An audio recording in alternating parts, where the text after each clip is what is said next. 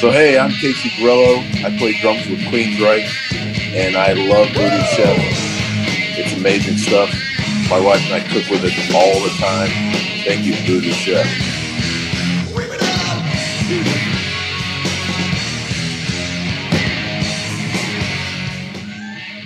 Hey, this is Andrew from the Boozy Pig, and when we play with our meat, it's always with the Voodoo Chef. Bye.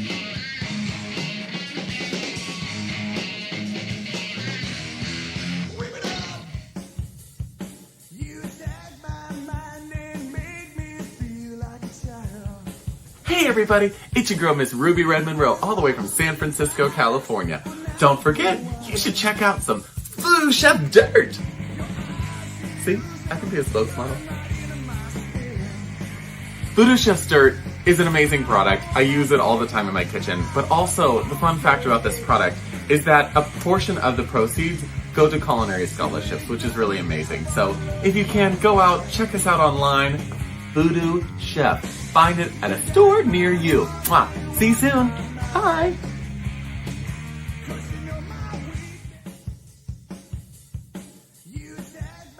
Hey guys, I just wanted to tap in real quick and talk to you about the Voodoo Foundation and what it's done for me. My junior year, I started with the foundation in my first competition where I created a quesadilla taco with my partner. It was absolutely amazing. Through that competition, I got to meet a lot of new judges, new people, and open my eyes about what I wanted to do in this industry. My second competition was in my senior year where I once again created another dish, talked to some more people, and learned some new things. Right now I'm working with the foundation and furthering my skills, and it's really helping me improve. So I'll check in with you guys later. If you want to learn more or help donate so you can get other people to start doing what I'm doing, go ahead and click this QR code right here and it'll give you all the information you need. A secret in the kitchen, spices dancing sharp, Voodoo Chef, got the potion, feel the heat in every bite. You will worship with devotion, flavor takes you to new heights. What's going on, Voodies? It's your boy, Johnny B. And right away, I want to thank you for supporting the Voodoo Chef podcast. I mean, your support means the world. And you know, Voodoo Chef is my guy. And the podcast is pretty entertaining, even when it's not. So make sure 8 o'clock every Tuesday, you're watching this live stream and remind yourself to do so. How do you do that? Like middle-aged messes like me? You remind with a tube or a phone. I like the tube myself. Alexa, remind me to watch the Voodoo Chef podcast live streaming every Tuesday night at 8 o'clock. There she is. She's reminding me. And now she will every Tuesday. So make sure you do that. Subscribe wherever you like to listen to podcasts and keep showing support. We appreciate it, Voodies.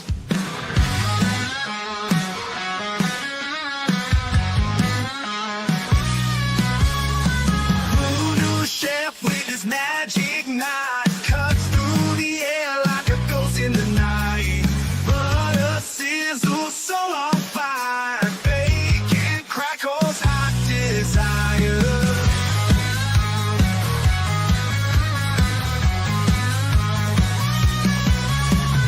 Caffeine kicks me awake, I'm alive. Cars fuel the madness, gotta survive. Love is what keeps the demons at bay. Voodoo Chef's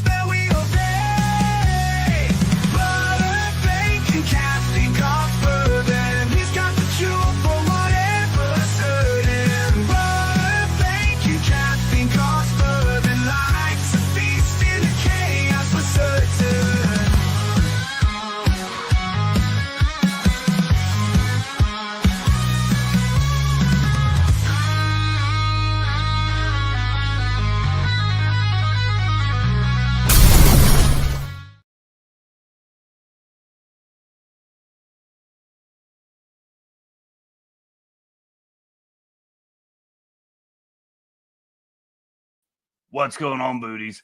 If you couldn't tell with that parental guidance, you're going to have to be careful tonight. We got a great show tonight. We're bringing in educators who are going to share a little bit about why they're in tonight and what we got going on. But it's a magical time with Voodoo. We're giving away tons of fucking money. And that's what we do. That's what we do. We got Voodoo Underground going on right now. And before we get into all that, we want to give a big shout out to the entire team that helped put that on. You know, I don't have my glasses on. I can't see. Where the hell's Knick Knack in this picture? Why the fuck aren't you in that picture? I may or may not have been in Jamaica. You were in Jamaica. Yeah. Wait a minute. What the fuck? He was in Jamaica. What a loser. Fucking jackass. Why couldn't I go to Jamaica? Anyway, great week at Voodoo Underground. It's nowhere near over. We got a sold-out house for the Epicurean. It's going to be a great finale, and we're just going to leave that hang right there. But big shout-out to the entire team that helped pull that off and the upcoming team moving forward. Patrick will definitely be there. I promise. Some other big happenings this week. I got to talk about my good buddy, Darren Balch. Darren Balch and I can't even tell you where we met. If I had to guess, it would have been Pig Jig. And it would have been over a glass of Jack Daniels. He is a huge Jack connoisseur and, matter of fact, works for Brown Foreman. And he worked in the capacity of repping all the brands. And at one point, I told him, we need to meet, man. I don't know why I'm not cooking with Jack Daniels. And he says, okay, we could meet. So we sit down at a table at a bar, and we're sitting across from each other like at a four-top, and flanked on either side of him are two other Brown Foreman employees. He introduces me to a young lady from Jack Daniels, and I said, oh, my God, I'm so glad to meet you, yada, yada, yada. You could imagine the fangirling that was taking place. And then he in turn introduces me to the other young lady on his other side and says, this is such and such from Woodford. And I'm like, hi, nice to meet you. I turn right back to the lady from Jack Daniels, almost giving my back to the young lady from Woodford. And we began, I began pleading my case as to why I need to be cooking with Jack Daniels. Darren slows me down and says, look, Woodford is the brand you need to cook with. We'll give you Jack Daniels to drink, but we need you to cook with Woodford. And I'm like, no, I want to cook with Jack Daniels. And he says, you don't understand. This is our higher end product. I go, Jack Daniels is Jack Daniels. What do you mean higher end product? He goes, do you not know what Brown Woodford is? And I looked into him. I said, what part of I drink Jack Daniels don't you understand? I didn't drink anything other than Jack Daniels. For a long time, it's kind of how it stayed. But Darren introduced me to the Woodford brand. We began cooking with Woodford. You could go see some of those videos. And truth be told, when the camera was off, I'd pour the Woodford out and fill my glass with Jack. We'll just bring Pat in to confirm that. Is that a true story? You were on the back end of some of those, right? Oh no, for sure. I mean, I think first time I had Jack was like actual Jack, other than in Coke. Well, it's probably thanks to you. Right. I was drinking Basil Hayden, Buffalo Trace. Well, I would throw my Woodford out and fill my glass with Jack off camera so I could continue drinking Jack. Right. We built a great relationship, and as it turns out, Darren's a huge fan of the band Kiss. So he and I have built a bond through that as well. And it's kind of crazy. He drinks Jack Black. I drink Jack Black. He's a huge Kiss fan. I'm a huge Kiss fan. Pat, can you guess what beer is his favorite? The watery one. We both drink Coors Light. Of course. So it's kind of like this kindred relationship we have. And because of that, I get treated very well when there are Jack Daniels events in town. I think 3 years ago was the first time I was invited to the celebration of the repeal of prohibition. So the only constitutional amendment to ever been voted in and then have the U.S. government go, maybe we fucked up, and they repealed was prohibition. So they made alcohol illegal. Then they said we fucked up, and they took that away. And so Jack Daniels celebrates the repeal of prohibition. Checking in from Charleston, South Carolina. My favorite nephew that lives in Charleston, South Carolina, Mr. Zachary Youngs. Nice to have you on. He's a bartender at Bar Taco, so if you're there, go check him out. He's cooking some Nashville hot wings tonight. I warned him they're going to be fucking hot. So 3 years ago, I go to my first repeal of prohibition party. I think it is absolutely cooler. The coolest thing on the planet. They take over Cathedral Cigars. Last year, go again. This year, I called Darren, and he got a new job. I'm like, dude, I didn't get my invite. He goes, I'll send you a fucking invite. So he sends me his invite, and the event was last night. And so if you don't know what's going on, I haven't been drinking for a hot minute. Big Eddie C, what's going on, my man? Nice to have you, partner. I haven't been drinking in about a hot second. I haven't been drinking in about 8 weeks, almost 8 weeks total. And I told him I wouldn't. I told him I wouldn't. When you wake up in the morning, that's the best you're going to feel all day. Damn straight. Unless that day was yesterday. So Darren gives me a big hug, and he's like, so you're not drinking still, right? And I go, yeah. He goes, that's too bad. I said, why is that, dude? He goes, well, where this is going. We've got Jack Daniels Master Distiller number 8 here with us tonight. Master Distiller Chris was on property last night, and Chris is the 8th Master Distiller in the company's history. So to put that in perspective, he's the same age as I am. Damn, I look good. Not that he looks bad, but obviously I've drank more Jack than he has because I'm a little bit more preserved, kind of that Keith Richards style. We got Jen checking in. Jen is red beans with Woodford. It was yummy. Was that the red bean ragu we did with the bourbon, Jen? Because that really was good. Angelina asked me to make that again last night. Thanks for checking in. And we got Kendra checking in with a big old hey. Definitely not Fat Albert. So Chris is there, and we're talking with Chris. Darren says he's doing a private tasting, and I said, like I said, I'll be drinking tonight. Where the fuck do I sign up? So I'm fortunate enough to sign up for this tasting.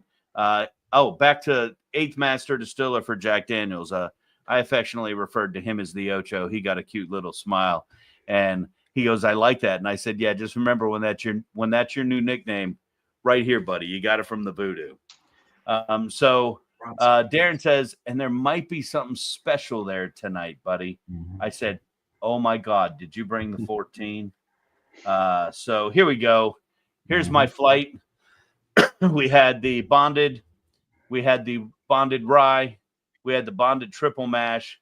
And right back there in the back, you can see that little special pour of Jack 14, which was the absolute best bourbon I've ever had. So I got to give a big shout out to my boy Darren Balch. Thanks for always thinking of me. I appreciate you. You and I are going to be going out to where it is a non-Jack event. It's a Voodoo event. And I know that excites you, going and hanging out with high school kids and watching them cook. But that's coming real soon, buddy. Don't just hold on. We got Dahlia Johnson checking in. What's going on? And our boy Fleener. And if you have not seen Fleener's newest post, holy shit. My man is back, self-made ambassador, whatever the fuck it's called. He's cooking with Voodoo Red tonight. Make sure you log in, check that out. It's amazing how good that picture looks, Flea. Thanks for keep posting those. So guys, make sure you follow the repeal of prohibition events that Jack does. Most importantly, everybody raise your glass tonight to the repeal of prohibition, and let's celebrate right now. Of course, Ed's the only one truly celebrating because I'm drinking iced tea. I bet Pat has coffee or tea. I got tea tonight. Taking it easy. Mitch is in the green room. I guarantee you he's pouring bourbon. Yeah. But so back to the 8th distiller, the Ocho.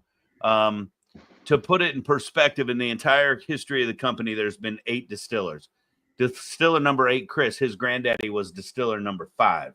So 8 distillers. In that same period of time, there have been 32 presidents of the United States.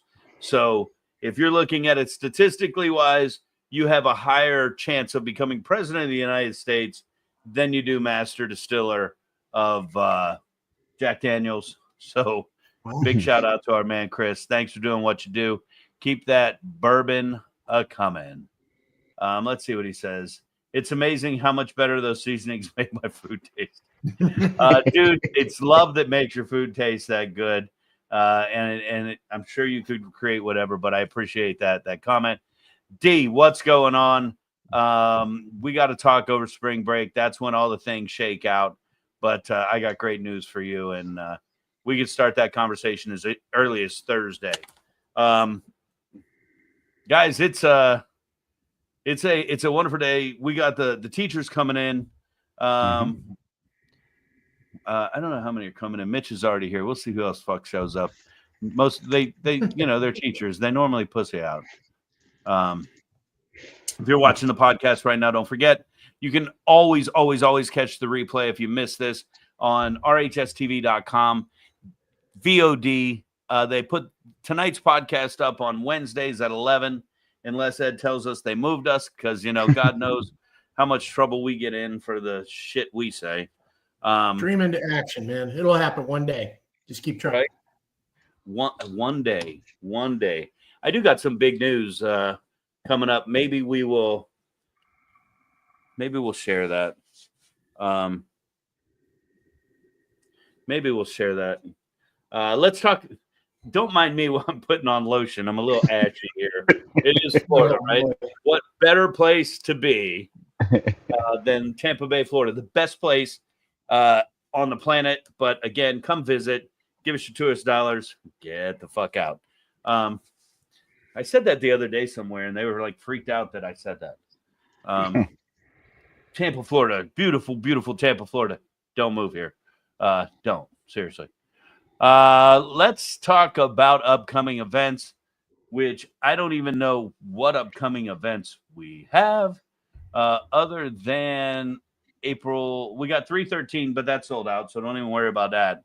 313, we're at the Epicurean with the finals of Voodoo Underground. No, we can't tell you who's in the finals. You're going to have to wait, hold out, watch RHS TV or any other network that we may or may not be on. There's a little tease for you. Right? There's a little tease. I haven't even told you guys that. I found out about it on the way home today. So that could be pretty nice. Pretty nice.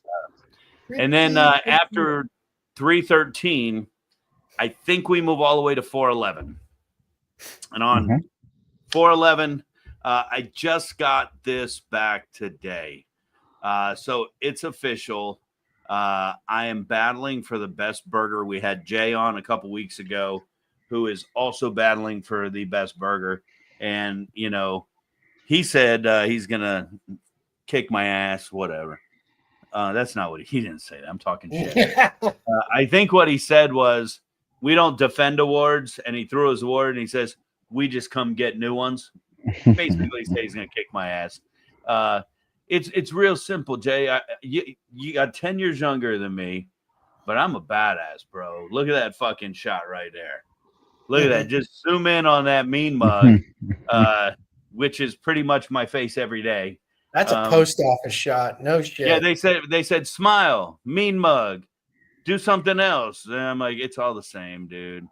It's all the same. But so 2 things. You can come see this fucker along with our team on 4/11 at Tampa Bay Wine and Food Fest, or you could see me as I'm filming the reboot of Sons of Anarchy. So thanks, Ed. Thanks. Everybody else is like, what the fuck is that? Nobody knows what that is. Yeah, you're right. Hey, Max, anybody who hadn't watched that show like me from fucking start to finish, we can't be friends, man. Fuck. You know, Max, you got to define this quote. Kick his ass, Seabass. I don't get it, and it's sad what because film's that from? I don't know, but he's going to tell me I was there probably or something. And of course, that's our good buddy Max Sherrard, Nosh Catering, checking in, the most badass catering out there. And yes, after I just put my lotion on, now I'm lighting my candle. Both of them simultaneously, Dumb and Right. Dumber. Look at these two. That's Lloyd in the fucking area right there. Max and Fleen. Jesus. That would be fun. That would be fun. We might have to have a trivia contest with the 2 of them, and we'll do Chamberlain trivia. And oh God. Wait, let's have a spelling bee competition between Fleener and Max. And Ed, just remember, Fleener's yours. No, fuck no. Me. We're not How do you spell meese? Meese. What's happening? Yeah. Golden. Evergreen, man. Oh, Lord. You get blamed for so much fucked up shit. Yeah, dude, I didn't blame you. And I don't know that Fleemer blamed you until we blamed Fleener for not knowing the plural of moose. That's true. He threw my ass right the fuck into the bus. No hesitation. Well, at least we know he went to driver's ed because he drove a bus right over your ass, dude. Yep. Hey, Coach you know, we're Diaz talking gave to him the name for that. teachers.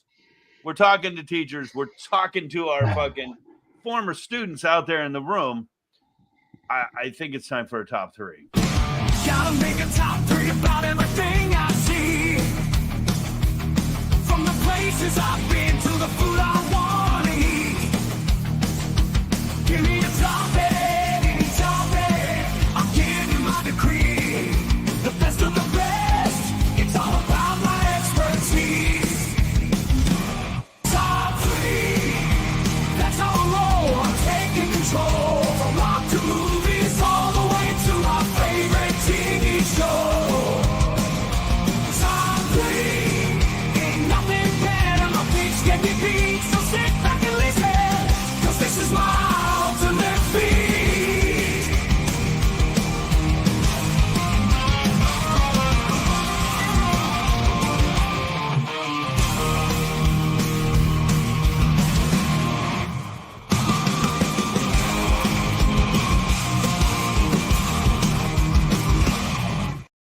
All right, so enough with all the fucking mumbo jumbo about Chamberlain back and forth. We got to get to the important comment. Thanks, Zach. I love you too. Of course, that's my favorite nephew that lives in. I think I said South Carolina. Is that what I said? I always fuck it up, dude. He's the fucking most fucking badass motherfucker. I suck at fucking all the mumbo jumbo history and all that shit. Someone told me they wanted to go to Omaha Beach. I thought it was in fucking Omaha. But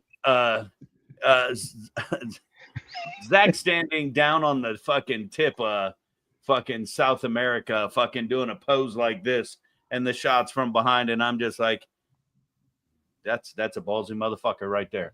That's a ballsy motherfucker. Zach, if you send me the picture, I'll put it up. But I won't put it up without you sending it direct to me. So, hey, tonight's top 3. And, of course, no, Pat, there's no 90 bands tonight. I know that. So the 1 second I got on the podcast that one week, it's like, what the hell? Yeah, and of course we all berated you once you. Well, I don't know if you're still there or not, but Nah, I couldn't hear you guys. I was in a place I couldn't even hear anything. I was reading the subtitles. Whatever. I saw the screen. Whatever, I'm like, sure. let me just chime in and then disappear. Sure, whatever. Yeah, I think the exact comment I noticed you're not asking for the best 90s rock band, and I think Don Hill's response was, isn't that an oxymoron? Yeah, it was. Don Hill. Tonight's top three, no 80s hair metal bands. Tonight's top three in honor of all our educators. And Big Eddie C, how do I feel about teachers? Oh, they're morons. Absolutely. Even, where's the quote? I know I'm not wearing my glasses. Fuck all y'all. Holy cow. We got that many people already commenting. I can't find it.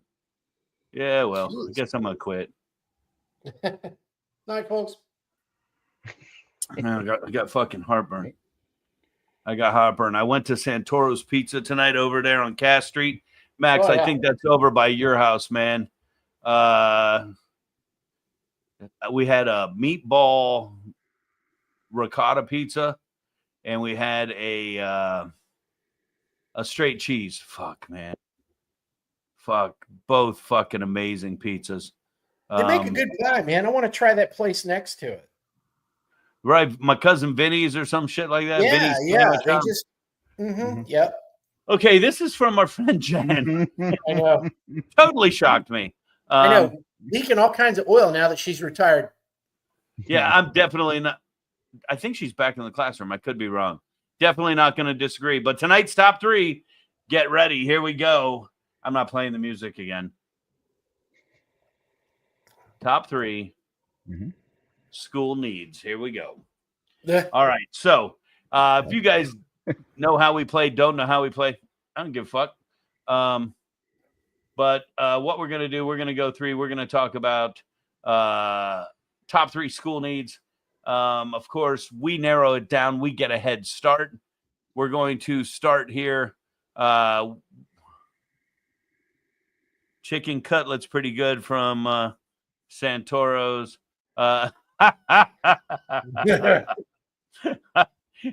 If you know, you know, right? If you know, you know. Max, you're fucked, dude. There's a story there somewhere. Max, we won't tell the story unless you come on the podcast. It starts like this. We're at a field trip, and I get a phone call, and the phone call goes, it's Pam Peralta, and she says, hey, is Max Sherrard with you? And I'm like, yeah, we're at competition or something. And he needs to be back here right now. And we'll leave it right there. Max, if you want to come on the podcast, let me know what date and time you want to come on. Maybe we get one other person to come in with us, and it'll be fun. Maybe. I don't know.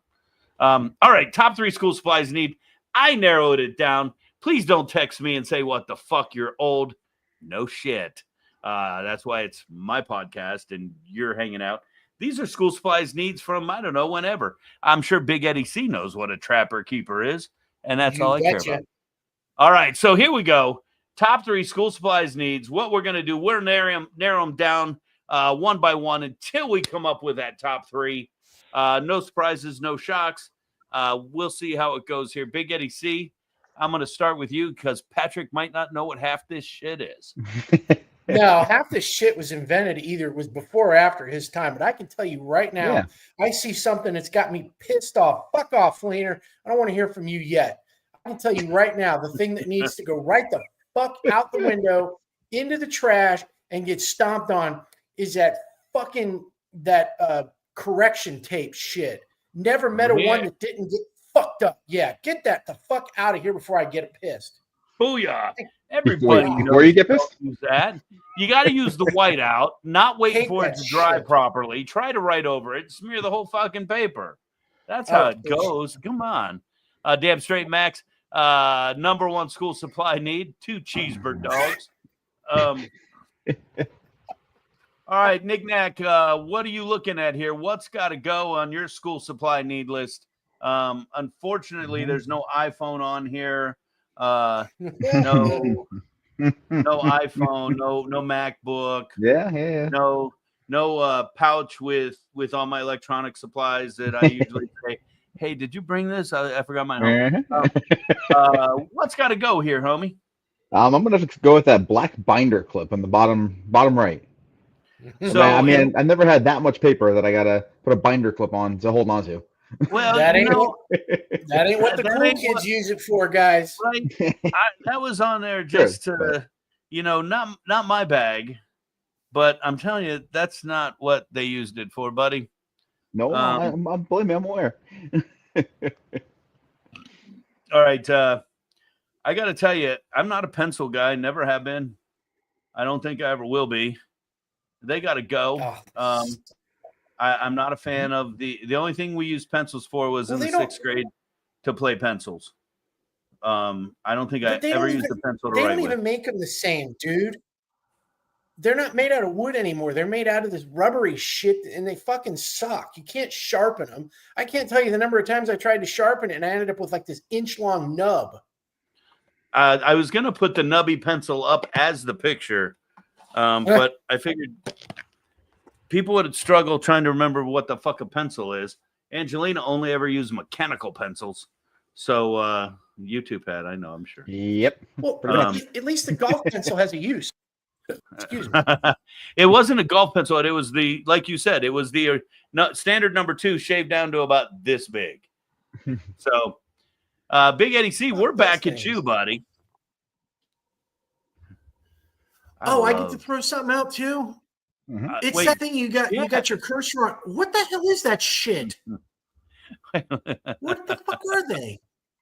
Where you go? I see blue, red, green, and yellow. What the fuck is that shit? It's fucking Fleener. I'm hoping small highlighters.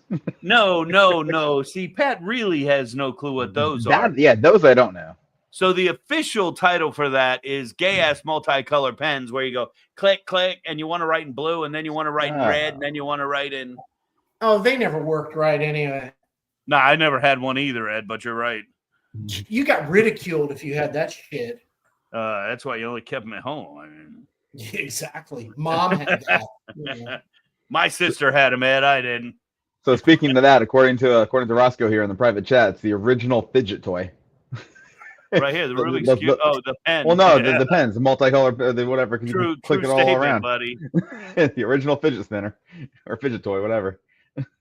Big Eddie C, what are we losing? Oh, yeah, those things. They got to go, homie. All right, Roscoe, for your keen observation of the original fidget toy, we're going to give you a to-go. We got to go to the private chat for that. Roscoe, what's got to go here, buddy? There we go. Just typing something there. Folders. Which ones? The red ones on the bottom, I think, or the red one under the Snickers bar. That kind of looks like a folder. Well, Ed, I got to tell you, this is a folder. This is a spiral notebook. And this is a binder. Oh, and all the little Gen Zs fucking told me that. But you're right, buddy. All that shopping on Staples paid off. No, I fuck it up every time. Fuck the Gen Zs. They're too lazy to even cheat. So I hate those folders too. Good call. Pat, I think we're back to you. And I'm just trying to keep it moving tonight. I'm going to go ahead and get rid of the eraser. I mean, if you got rid of the pencil, the eraser doesn't do much good unless you're trying to give somebody an eraser burn. I mean, those are great. Dude, if rubber bands were on here, rubber bands and that eraser would be ideal. You get the big rubber bands, you got a nice little projectile, but we'll get rid of that. Mm-hmm. Rubber bands by themselves are great. Like you can hook them around your pinky and then wrap around your finger. Oh yeah, bro. Yeah. We got Joe Dodd checking in saying you need a trapper keeper on there. Joe, trapper keeper, top left. There it is, right there, buddy. There's the trapper keeper. There it is, buddy. And rubber bands and paper clips did some damage too. How did I not get rid of those erasers? I thought we did. Yeah, I think we're back to me. I got to tell you, I got to get rid of this big ass paper clip. The only thing it was good for was decorating your jeans jacket. It had no other purpose than that. Paper clips, safety pins, anything else you could put on there to pretend to be punk when you're really just pussy. But so Big Eddie C, we're back to you. Narrowing this down to our top 3. We've got our binders, our Trapper Keeper, and our spiral notebooks, a Snickers bar, representative of all snacks. Fleener wants to know what the fuck is a jean jacket. Something you need to put on to be a bat. Wait a minute. You wore my jean jacket in the parade. Shut up. We got our scientific calculator, representative of all calculators. Our highlighters, our pens, the Rubik's Cube, and the almighty lunchbox. And, of course, in this case, a KISS lunchbox. Big Eddie C, what's going away? We got to get this down to our top 3 school needs.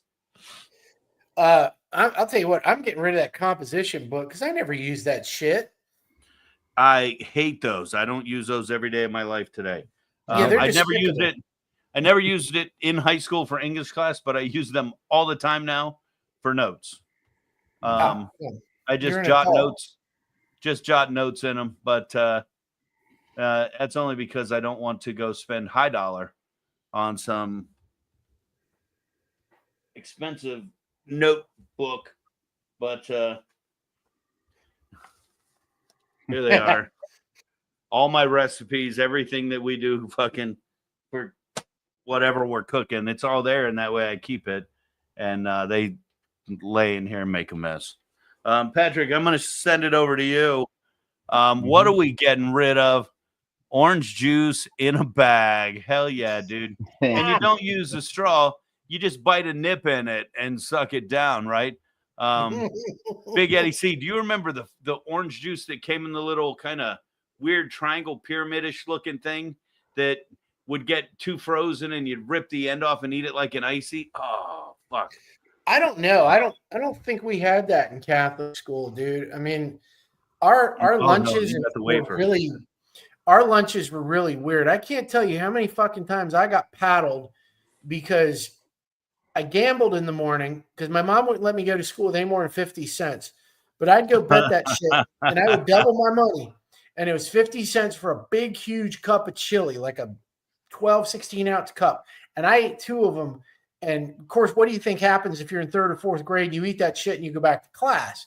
You're in there just it's bombs over Tokyo. And, of course, I got paddled, which was ironic because you get smacked on your ass because of the air coming out of it. It was fucked up. Oh. Well, a lot going on here. That's having a rough time processing it. No, we never had that shit in Catholic school, bro. 50 cents in your day was probably a week's worth of lunch.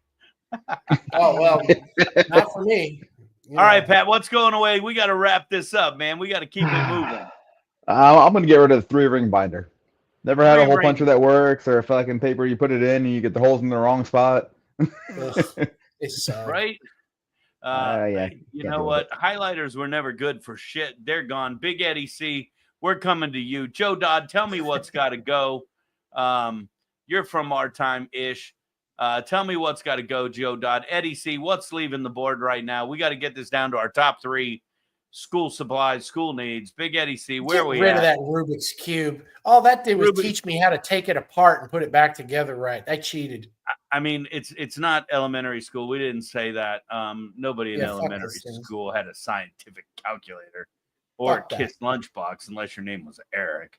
Joe Dodd, has you given us anything yet? I got to tell you, I got to get rid of the KISS lunchbox. It is actually sitting right there, 2 of them, but it was nothing that I used for school. It was only a collector's piece, and it's got to go because we all know I bought my lunch every day because but the lunchbox is cool. The fact that it barely fit a peanut butter and jelly sandwich, not so much. I love school lunch, dude. So I never used it. I miss that Elio's pizza. That was some good shit. Oh, dude, I miss the peanut butter bar with the fucking chocolate on top. Mitch tried to get us the recipe. He tried to get us he tried to get me the peanut butter fucking and jelly wafer thing for Angelina because he's still at a high school. All right, here we are. Let's go. Let's talk about this, guys. 3, 2, 1. What do we got to do? We can't keep both of these. I would get rid of the Trapper Keeper. Too big. Yeah, you have Big Eddie C, man. I'm trumping him. What about you? No, I'm vetoing that. Get rid of those fucking little binders. The Trapper Keeper was the all-in-one badassedness. Mm-hmm. Fuck no. Trapper Keeper was the high school briefcase. You know, they came with different photos on the outside. They were badass. That's how badass they were right there. And I'm going to go ahead and round this out. You had to have a pen so you didn't get in trouble. And God knows you needed fucking snacks. Or if you were one of those guys, you needed a bunch of snacks to sell so you could make some money and do what you had to do. And guys, I don't know about you guys.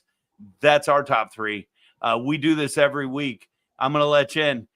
Tell you right now, next week on the podcast, we have my buddy Renee from Renee's Mexican Kitchen coming in.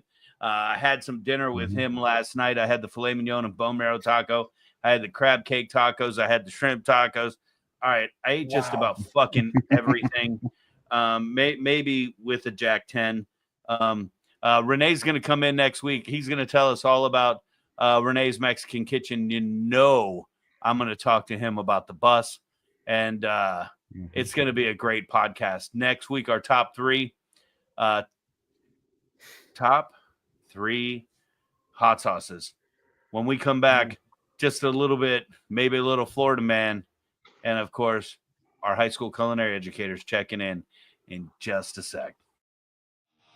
I get asked all the time, why Tequila 512? And it would be real easy for me to say it's the 100% blue agave, the locally sourced volcanic spring water, the triple distillation, the 24-hour charcoal filtration. Hell, we could talk about the bourbon barrels, the oxygenation process, but at the end of the day, it just tastes damn good. Tequila 512, the official tequila of the Voodoo Chef. Whiskey lovers know how critical temperature variations are to aging whiskey. Blue Note Bourbon is crafted in Memphis, Tennessee, where it is aged in their warehouses located just east of the Mississippi River. And based on its fruity vanilla flavor with smooth oak finish, the unique microclimate of the region with high humidity and steady temperature adds up to create the perfect place for aging. Head down to the crossroads and jump into a juke joint and enjoy every bluesy note of the official bourbon of the Voodoo Chef, Blue Note Bourbon. I get asked all the time, why? We're down in the Sunshine State, where the swamps are wild and the gators wait. There's a game show crazier than you ever seen. It's called Florida Man, y'all the ultimate scene. Contestants line up, chance to win some cash, but it ain't no ordinary quiz. This ain't no flash.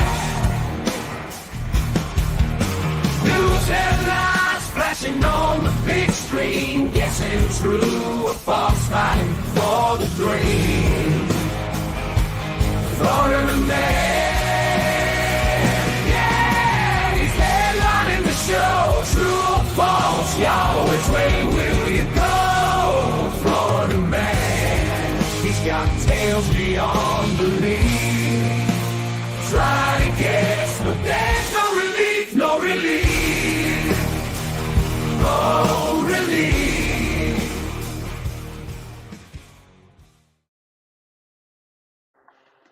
That's right. It's time for Florida Man. We try to play this every week. Last week, we fucked up. I fucked up. I know. Get over it. I already apologized to Ed. Sorry, Ed. We didn't fuck up. We just got really caught up talking about top 3 bands, if I remember right. Whoever we were talking to, I don't even remember. Who was it? I think it was it Smith Hay? Yeah, it was last week. Mitch was in. I was out of town. If you guys could, top 3. Oh, the bands. The bands, top 3. That's exactly what Ed just said. Yeah, pretty much. Yeah, and of course, just so you know, Mitch, we already know when you come in. I lost trivia last week to Tyler. We already know. I'm 5-1. But just so we know, it's 5 wins for Eric, 1 win for Tyler, and that's where it ends. So, God, I'm looking like my grandpa. I'm looking like my grandpa. Let me put my hat back. What the fuck? It's not like boxing the other night. There's no rematch coming. I wanted to talk to you about that, but we don't have time to do it here. We're gonna fucking just keep talking about all kinds of shit and never do what we got to do. If you know the rules to Florida Man, real simple. Big Eddie C is going to read a Florida Man headline. It is our job to decide if it is true or false. Greetings from Biloxi. It is Fat Tuesday. Yes, it is. And make sure you live it up because tomorrow is Wednesday. Okay. We're all in agreement. Tomorrow's Wednesday. All right. So here we go. Florida Man headline number 1, Big Eddie C. Give it to us. Okay. Florida Man headline number 1, true or falso? Florida man stopped robbery by smashing a jar of ranch dressing onto robber. Florida man stops robbery, smashing a jar of ranch dressing onto a robber. I'm going to go true on that. And the reason I'm going to go true on that is because, Florida man will take anything dipped in ranch dressing, including another Florida man. It's kind of fucking gross, but Sean Fleener coming in with true. I'm going to go false on this one. I feel like if you're smashing it over someone's head, it's a glass bottle or glass jar, which costs more money. So you don't want to waste that. You can't do anything with it at that point. So Florida man has no money. Jen coming in at true. Patrick, I think he said he created some, scribed reason to go false just to disagree because he's playing for the win, even on question number 1. Let's see. Rhino is saying false. Roscoe's saying exactly. Ranch is too precious to use in that manner. Waste of ranch. False on Mitch. False. Roscoe, false. All right. We're kind of split down the board of where myself, Fleener, and Jen are correct, and everybody else is wrong. Big Eddie C, what's the answer? Okay, so this one, folks, was indeed false. Fuck y'all. So I think these guys are Googling the answers, just so you know. I just got distracted by a certain text message I just got. Yeah, I want you to put that up in a minute.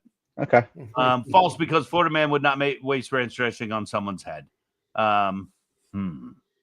All right, Big Eddie C, let's go to number 2 before comments start to fall on that one. Okay, number 2, somewhat related or not. Florida man, actually woman, was arrested after a man. It was fuck this. You know what? Fuck y'all. It's gonna be. I've already fucked this all up. I didn't want to say nothing. Florida man manager arrested after throwing hot grease in ranch dressing at customers. I thought the Congress banned Florida man from being Florida woman recently. Didn't we just vote on that? Florida man can't be Florida woman anymore? Or is that only in a locker room? Well, that's what I would think, with the federal ban on shit like that. So I'm going to follow Fleener's lead and go false. I don't know what Roscoe's trying to signal to us. Jen's coming in at true. Of course, I said I'm going to follow Fleener's lead and go false, but Fleener went true. I don't know what I said. I'm going true. Don Hill's going false. Roscoe and Mitch are true. Rhino is true. You're going false. I'm going to go false as well. Now he's just playing safe. What a fucking loser. I'm going to go false. What a loser. Playing the odds. Go ahead, Big Eddie C. I don't know if it was a man or a woman. I don't remember what it was, but this headline was true, and it happened. It was a manager at a Wingstop in Port St. Lucie.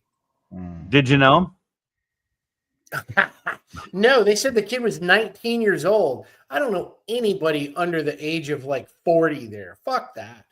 I haven't been back since 97 or no, it's 98, bro. Shit. Oh, You know. fuck, dude. I mean, I go back there and it'll be to see Buck Cherry and Amber Wild. That's the only fucking reason.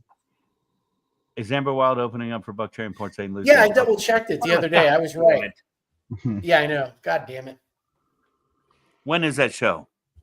I don't know. I have to look up the date again. How far a drive is that? Spider got a new truck. How far a drive is that? 2.5, 3 hours, depending on. Spider got a new truck, dude. That bitch looks comfy as fuck. Oh wow! I mean, do you remember my truck that we took to Ace Frehley and you had to drive home? Yeah. My first lifted Ford. That's he got that fucker. I mean, oh man, it's gorgeous. So fucking right, badass. I'm afraid for the final Florida man here, dude. But you might as well give it to us. And Zachary, hold tight because your photo is coming up real soon. And you text me and tell me where that was taken because I just made some shit up when I said the tip of South America, but it probably was the tip of South America. All right, so Big Eddie C, Florida man number 3. Here we go. I feel like it's getting harder and harder, but you know what? Fuck it. I'm going to put it out there anyway. True or false? Florida man story number 3. Florida man takes on bizarre Instagram challenge of eating raw chicken every day. That's so fucking true because Florida man is stupid as fuck. Wait. Can he afford chicken? We're not talking about eggs. Just not chicken wings. I'm going true. You're going true. Oh fuck! Do I want to play for the win or play for the tie? I'm gonna go false because it's probably some bullshit from somebody from another state. It's probably one of those stupid questions. Well, you gotta trust your heart sometimes, man. All right. I don't even know what I said. You'll tell me if I tied or lost or whatever. Mitch said he got to eat the chicken in Ybor. Or sorry, that he ate the chickens in Ybor. They're roosters, buddy. They're roosters. All right, Big Eddie C. Don's coming in at true unless that's an old post. I don't even fucking know anymore. I had to go get some water. Of course, we're drinking tour water from Monster Energy. Big shout out to our boy Ryan Ulrich from Monster Energy for keeping me hydrated. Mad love, brother. All right, Big Eddie C. What do we got? This one, folks, was true. This guy really was eating raw chicken and raw eggs every day until he got a tummy ache. Well, I guess he stopped posting. So I'm guessing he did get the tummy ache, but the guy had like almost 500,000 Instagram followers. So all you gotta do is eat raw chicken, bro. Have fun with that shit, man. So Uncle Sal comes to visit. Yep. Uncle Sal's going to come visit. Salmonella. Hey, all the guys in the chat rooms know about that. They all know about that. Not from experience. From teaching. And, there's nothing better than hanging out on a Tuesday night with all you guys from a couple Florida men and Pat to you. Don't go far. We're down in the Sunshine State, where the swamps are wild and the gators wait. There's a game show crazier than you ever seen. It's called Florida Man, y'all the ultimate scene. Fleener, I got to throw you an apology, dude. I know it upset you that I took away the ending with your cameo in it. We do still have it somewhere. I just don't know where, but that was a great night. I isn't that the night? I think we went to. Did we go see Striper? Who did we go see that night? I remember it was at the Clearwater. In the Clearwater, Buck Cherry, man. That was Buck Cherry at the Ritz. Yeah. Oh man, Buck Cherry's the Capitol Theater. Man, Buck Cherry's a shit. They are the shit live, man. They need to be on our float. We're just going to make that call now. Hey, Big Eddie C, did you have any luck running down that group that I asked you to check out? Yeah, I found it. The only thing they really had was an email contact. So I wrote out an email, and I'm going to look it over one more time tomorrow because I don't want to send half-ass slapdick shit. And then I'm going to send it along with your contact information and see what happens. They're 19. They'll be like, oh, this guy's cool. They'll Beavis and Butthead that shit, bro. That's cool. It works for me. So we'll see what happens. So because I looked everywhere, and that's all there is an email as far as contact shit. I'm not going to be that sort of fruit nut that like tries to do the slide into the Instagram DMs. I'll just send a fucking email. That's already got us in trouble once. Well, that's got us in trouble. Somebody misrepresenting me to someone else, and that's really not cool. We like to come in here and hang out, and I think we're very personable with everybody, and we like to make everybody feel like part of the family. But please don't confuse the fact that you're part of the family and can drop my name for your own personal gain and use, because that shit just comes back to bite your ass. Not to mention, it's just not fucking cool. Grow the fuck up. Yeah. Grow the fuck up. So, no shit, man. Right. Not. I'm not even going to make jokes about it because it's just a dick move. All right. Went to Biloxi local Mardi Gras parade, and local asked me if I had any parades in Tampa, Florida. Don Hill, you tell him about that boat flotilla that you do, and about that voodoo that we do on the land, and just having a good time. You know what, Flea? It's real easy. Sometimes the worst hit is just no hit at all, and just not include people anymore. And sometimes that's the biggest fuck you for free you can give somebody. Buy one, get one. That's right, man. We got the BOGOs on fuck yous all day, every day, twice on Sunday. Zachary, did you text me yet and tell me where that picture was taken?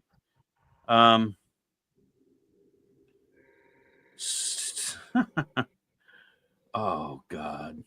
Okay, here we go. Yeah, really good. Dude, I don't give a fuck about it. He's telling me how the wings are on fire. He sent me the picture. He's telling me how the wings are good. No kidding about the heat on the rub. My mouth is on fire. Then my brother says, Hugh says, are the wings good, though? And he goes, yeah, really good. Half the amount of seasoning next time. Dude, that Nashville fuck you up. It ain't a joke. Nashville is no joke, man. We didn't write the Nashville to be kid friendly, user friendly, dude. It's Nashville hot. It is woman scorned. That's the hottest one I've had, because most places, even though they're very good, they tend to lean a little bit on more of a sweet, but not so much primarily sweet, but there's just more of a, it's like right there on stage. And this one, no, the heat is the fucking one-man gang. When did I talk about that shitty chicken place I went to eat at? Yes. Oh, it's horrible. 2 weeks ago. Yeah. Yeah, they've had a lot of commercials lately because they brought back the fucking cauliflower. I might have to go try that. Shit. All right, so my nephew, I mentioned he took a picture down at the tip of South America. True statement. He has not sent me a text to confirm that that's where it was, but he did send me the photo. Pat, can you bring that photo up of my man standing down there on the tip? That's my nephew Zach, just loving life and living large. What the hell? Yeah, that's what I said. When you guys were talking, I was like, "What the fuck am I opening? What is this? Where did this come from?" Yeah, just to take us back as a reminder here. That was our boy Zach. 3:45. Here we go. Oh, dude, I gotta tell you. So when you have siblings and all that, and they all had their kids. You meet their kids, and I met Zach when he was just a youngin'. I Charlie in the crib, like couldn't have been a couple days home from the hospital. Charlie's now at Penn State, just fucking kicking ass. And, and Sophie, but you see them and you remember them at that little kid age, right? And now Zach came to town not too long ago. Fucking, he went to Boulder, fucking, where what the fuck's his coaches, where Dion coaches. He went to school there. He's fucking just living his best life in South Carolina. Maybe. God knows I fuck all those states up. And he's just kicking ass, and he's eating Nashville hot wings today, getting his ass lit on fire. You're welcome. All right, let's do what we got to do. Let's bring in these high school educators. We talked about Voodoo Underground, and I'm going to tell you guys now, if you spill any of the beans about anybody who won, we're going to just probably drop you, and then we're going to have to take this out of the mix of podcasts, because the idea is to drive people to the television show, because it's not about us, the educators. It's about what we're doing for the kids. And Rhino, great video. Thank you so much. It's about what we're doing for these high school students and trying to just really amplify that learning that's taking place at the high school with these instructors through a competition where they compete, creating a voodoo burger in a head-to-head challenge. So in our school sites, it's real hard, even though we run these cafes, to create that sense of urgency. We give them a 10-minute time limit. Give them that opportunity to write a menu and create it. They have to create a voodoo burger. To have real-world critique, we send these burgers to industry professionals to judge. We had Matt, the director of Culinary for Epicurean. We had Steve Gonzalez, our buddy who owns Catering by the Family. Carlos Villanueva, Chef Beatles. We had Jimmy McNamara from Fabian. So we had Matt from the Hard Rock. Yeah, the director of Culinary.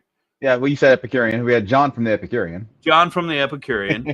Butcher Ricardo from the Hard Rock. We had Sam Selecta, our buddy from Kaiser. We had heavy hitters scoring these burgers. And then, of course, our entire team walking around asking them questions. And not to mention fucking cameras right in their face, like they're being filmed.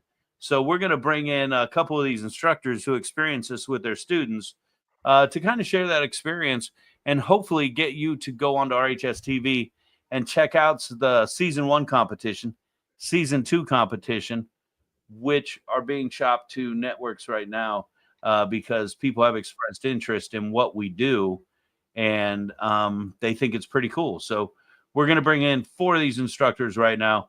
Of course, family member Mitchell Smith. Hey, what's up, buddy? Hello. Our good buddy, former chef at the Epicurean, Roscoe. What's up? Oh, look at the rich motherfucker in the house with the grand piano. And look at that piano.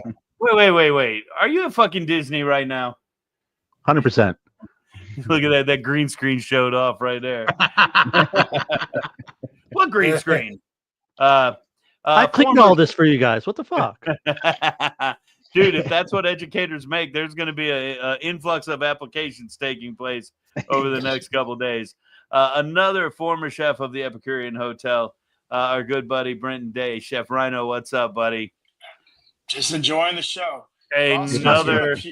Wait, either you guys, we're bringing in another chef of the Epicurean Hotel. So either like they put out great people, or they just hated all 3 of y'all and said, "Get the fuck out."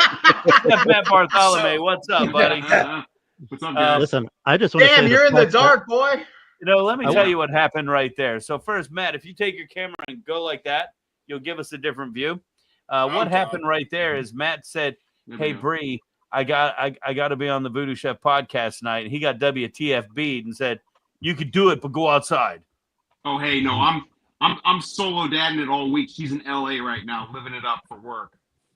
So I got double duty. I got a baby in here. So well, I hope you got earmuffs on that baby, because you've known me a long time, buddy. Oh yeah, that's what these are for. So I've heard Matt talk. That baby's heard worse. Yeah. All right. So we're talking Voodoo Underground. Most importantly, guys, we say all the time, I hate tradition. I hate educators. I hate teachers. And what I hate are people who go to school to do education and don't work a single day in what I call the real world. They go to school in the K-12 system, they go to a university system, and then they go back to work in the K-12 system. They don't live with life experience that we have. So sheltered people. Well, they live in a systems world, and a systems world of education is not real world. So I don't know about you guys, but when my electric bill comes, I can't say I don't feel like paying it. And if you send me another one, that's hurting my emotions. So you're gonna have to back off for a little while. That shit don't work. Hey, turn off my fucking goddamn lights. First thing first, you put an S on the word emotions. We don't have emotions. We have emotion. We do. You hurt my feeling. Wait. Don't care. Wait. Billy Squire had emotions in motion. I'm just going to throw that out there. There's two. Can someone explain to me who Billy Squire is? I wasn't born yet. Oh. All right. So there he goes. There he goes. You just threw him out right there. It's the block. He was real excited about that too. He's like, I'm going to bed. Hey, let's get real, guys. First, thanks for doing what you do.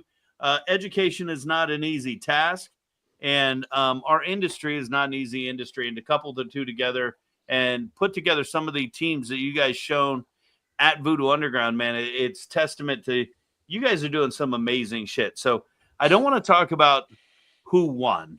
I'm going to talk about the outline, and I'd love to know your thoughts on it. So it is a seeded system. So we take the number 1 and 2 team from the previous year. They get seeded number 1 and number 2. So Mitch, you won last year. Bart, you came in second. You guys were seed number 1 and 2. And then we take the scores from the previous year, and everybody else gets seeded down the row. And then Roscoe, you changed schools. So we couldn't give your new school you're at any seated position because your old school changed, but you moved to a new school. So you came in at 7, and we had a new entrance in Leto, so they came in seated at 8. So we have a seed system, a bracket system. An AM and a PM is how we do it.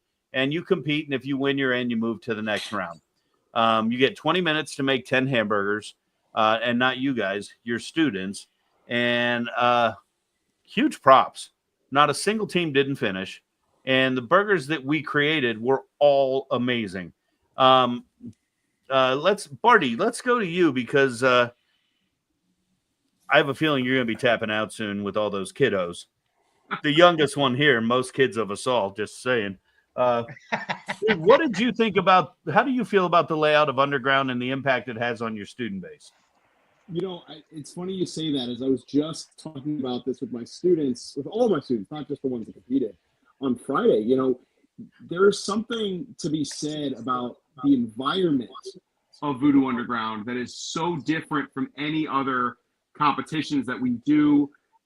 Things like, which are fantastic things like Pro Star and FCCLA, those are fine in their own right, but the sense of camaraderie amongst all the students, like, you can't beat that.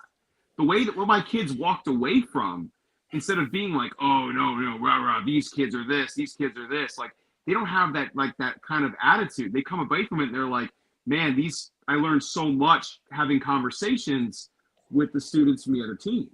Like, you can't fake that. You don't get that anywhere else. So I was talking about that with them, is that experience alone is incredible, no matter what happens. It's funny that that's your answer, because that's something that a lot of people have commented on about, how all the teams get together, how the teams cheer each other on. And I got to commend all of you, because you do it as well. To watch you guys cheer each other on, to come over and say, hey, that student did a great job, or dude, if you make it, you might want to tweak it a little bit like this, and that share and that give back. And I think that's a testament to our industry, because as much as chefs in our industry talk shit to each other and about each other, at the end of the day, we're the first people to get each other's back and commend them and prop them. So Absolutely. that's absolutely amazing that you said that. Roscoe, changing from one school to another, how did that impact your preparation and having the FNGs in the group, the fucking new guys? How did they feel, and how did that impact the way you addressed the event? So switching halfway through the year, definitely kind of threw a lot of things up in the air. Voodoo definitely being one of them. I did have a little bit of a saving grace. One of my students was it's pretty closely connected to one of the instructors that actually competes, and so they kind of walked in knowing what to expect, and they were able to kind of like work primarily on their own. And then so I had them pick their second in command so that they were with somebody that they were comfortable with, and we kind of just kept it those two when we went. And I know you had options to bring juniors and sophomores, but I really didn't know my juniors and sophomores well enough to feel comfortable taking them, especially in such a small environment, because that back room can get real loud real quick. So that was kind of my experience this year switching. Is yes, there were stresses, but I had like some help going into it from the people that were competing. And not only did your student have Chef Mitch, it's his daughter, who does compete. She's also competed at Voodoo Bash, where they make 300 burgers.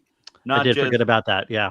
Not just however many we had to fucking make. Rhino, you and Roscoe worked together at the other hotel. place. Then you went to work at the same high school. Then you separated, and then it just seems that you guys came back and were in the same room doing the same thing. And I'll give you credit right now, even though TM, Rhino is the true coiner of the phrase avocado, TM.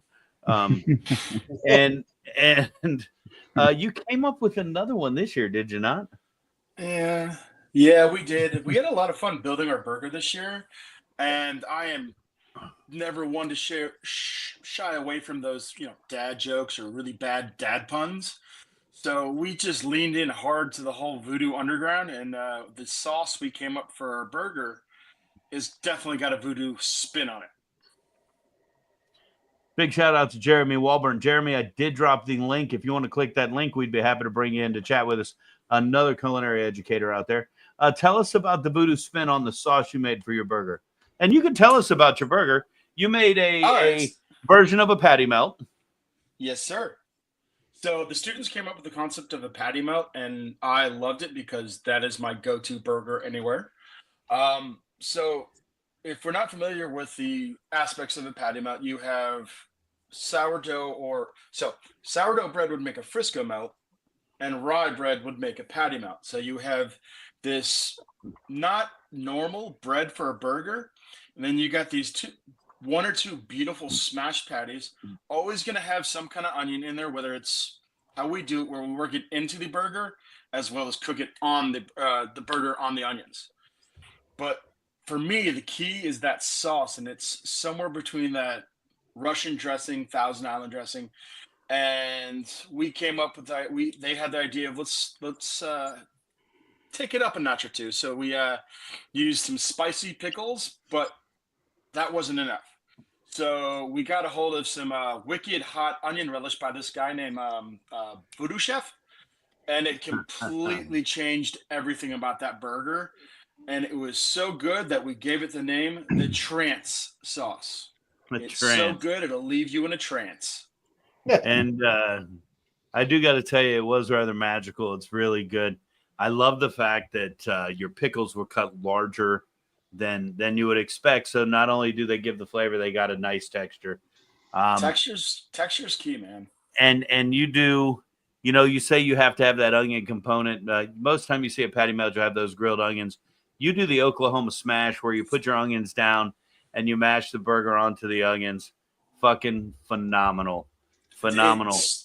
The first time I had that, I was skeptical when I ordered it. And I was sitting in the dining room and could smell it. and I was like, okay, I'm done. This is it. This is it from now on. Oh, dude, I have to stand there and talk to your guys and smell everything they cook, and I'm just gonna tell you guys all right now, fuck you, because they're amazing. So Roscoe, real quick, so we don't like not give credit to the creation from your school. What did they make? So they took so we took dust and made a coleslaw, but the coleslaw had green cabbage, radicchio, and carrots. So it was like a slight variation of like a classic barbecue style coleslaw. We did 2 smash So good. burgers with So American cheese because it's classic.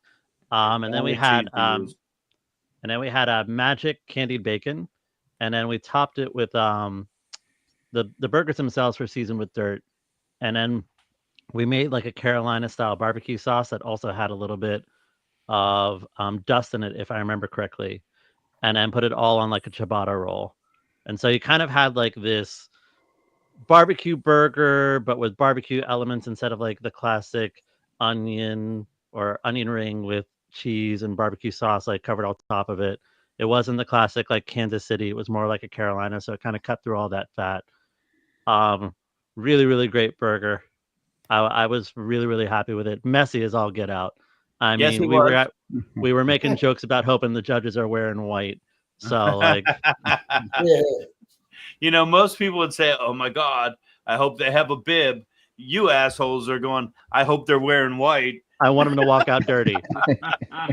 I'm not gonna lie. Doesn't Chef Sam always wear her whites? And if I remember yes, correctly, we does. called it the dirty smash. So like I was hoping for it to be dirty. I'm not gonna You lie. did If call I it. get that grease drip down my arm from a burger, All of it, like down the It arms. It needs was like good double barbecue. smash, double hand drip. It's the only way to go, and you might have to leave going like this, maybe. right? Yeah, Right. yeah. And Oh, I and a gotta little bit, tell a little you, bit of the little bit of the beard wipe too, because it was like all over. I wonder where she perfected that candy bacon there, huh, Mitchell? Mitch, No don't worry, idea. don't worry, we're coming to you, Barty. You guys went to the finals last year with your animal style, your version of the In and Out. You call it the COA Sig Burger, and you made a slight variation this year to come back with it. Right, But yeah. what's super cool is you live true to that smash of the animal. You're doing that double smash In and Out style burger. When it comes time to brush it with the mustard, you guys would use a dirty mustard. You take the dirt, you put it in the mustard. Dude, it changes the whole flavor profile of that burger. It's amazing. Absolutely. I mean, so this burger has become a staple at Chamberlain, and it's probably the most popular thing that we do. And last year when we put the dirt in the mustard, I mean that changed everything. But something that we started implementing on the menu full time at that point. It's the coffee, the sugar, the spices, like all of that creates a whole nother level to what's already incredible about caramelizing the burger in mustard. When you get that flip and then you hit that, you just can't beat it. I mean, I'm such a sucker for that California, style burger. And the kids your have really team taken does a such a liking to great it. job on it. Thank you. Yeah, those kids are amazing. They're exactly what you want out of a line cook, and at the same time, they care so much about what they do. And you can't teach that. And I may or may not frequent Chamberlain just for that dirty smash burger. All right, Mitchell. Last year you had the winner. You sent the Tavern Burger all the way home. You had 2 winners of that team. Mackenzie, we're still waiting for her to show up. Her partner flew to New York, decided to go to Cornell, but the Tavern Burger actually went onto the menu at Fat Rabbit Pub for the first quarter of the year and just destroyed. So my question is, everything you have going on, because I don't want to say it was different or easier last year, but it was different and easier. You were in construction. You really didn't have all of the operations that you have now. The restaurants open, the renovations done. You're doing EIN. You're doing all these events that everybody else is back doing. How did this year differ from last year in preparation? I'll be honest. It was, who wants to do this? Oh, I do. I do. Do you have a burger? You're not doing the tavern burger again. Yeah, yeah. Okay. A couple weeks later, after we're doing other stuff, who's doing this? I got to turn in this form. Oh, okay. What burger are you doing? And Not the tavern burger. Not the tavern. So Janice had a vision in her head, and she put it together. They practiced it a couple of times, made some adjustments. I wasn't like, oh wow, this is a great burger. I mean, it was a good burger, but evidently the palate on it's different for everybody, because everybody that saw what they were doing as just a blue cheeseburger with a spicy raspberry, and they're like, oh my god, that looks great. And I'm like, okay, so I could be wrong too. You know, it's funny. Rhino had the true oddball with the patty melt, right? So that's not, it's easy to remember. It's on a different bread. But I'm sitting here, Bart always, animal style, the COA Sig burger, he's bringing that. What's he going to tweak on it? So when I'm like, all right, Roscoe, tell everybody what you brought, I was learning about it all over again, and I was getting excited again. And then, Mitch, as you're describing yours, you're like the blue cheese, the blue jammy blue or something, right? Yeah, something like that. Yeah, because they put the blue cheese in the grind, and I was like, oh fuck, I want that. Thank God I got to have that. But that's how I feel about everybody's burger. Your students write these burgers and these menu descriptions, and you guys send them to us. And I got to be honest, we cut and paste them, and we move them where they need to go. We verify that there's voodoo in them. But other than that, it's like, does this read right? And it's like grading a paper. You really don't give a shit what the fuck it says as long as it's right. And you do one after another. You just kind of lose sight and don't really pay attention to really what's there anymore. Ronnie Kaleser, what's going on? Cuban burger, Ronnie, you want to see the picture? I bet, you know what? Maybe we'll flash that, Pat. I'll send it to you here right now. Okay. But you guys, you create these burgers, and then I've got to read the description right before we go on so I can come out and know what we're talking about with the students. And then all of a sudden I get out there, and still at that point, it's just words, right? And then they start making them, and I'm like, God damn, that smells fucking good. And you hear the sizzle, and you're like, oh shit, I want some of that. And you're like Pepe Le Pew following that fucking bacon smell. For all you young bloods who make jokes, fuck you, Pepe Le Pew belongs to us. TV Land and HBO, don't try to own it. That's Saturday morning special right there, right, Big Eddie C? Damn right. So when we get out there and they're actually starting to produce these burgers, and now we're smelling them and they're becoming real, they're tangible. I sit there and I go, I want to eat this whole damn thing. Shit. Dalton Dunn, his students put the burger on a waffle. They made their own waffle with cheese curds inside, and then they used bacon fat from bacon jam they made. They made bacon jam. The fat rose when it cooled down. They pulled that off, and they reheated their waffle in that bacon jam. I fucking stole the waffle while they were cooking and ate it. Just that fucking good. Just that good.